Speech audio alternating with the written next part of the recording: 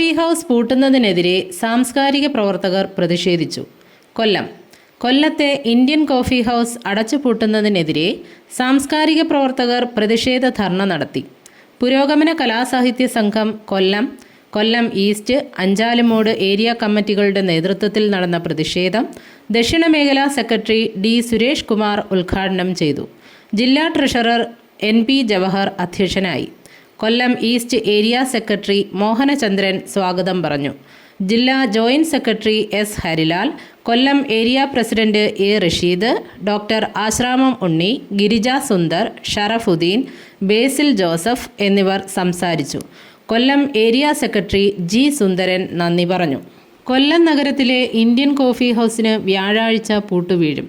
അർച്ചന ആരാധന തിയേറ്ററിന് സമീപമായി പ്രവർത്തിക്കുന്ന കോഫി ഹൗസാണ് ലാഭകരമല്ലെന്നും ജീവനക്കാരുടെ അപര്യാപ്തത ചൂണ്ടിക്കാട്ടിയും മാനേജ്മെന്റ് പ്രവർത്തനം അവസാനിപ്പിക്കുമെന്ന് അറിയിച്ചിട്ടുള്ളത്.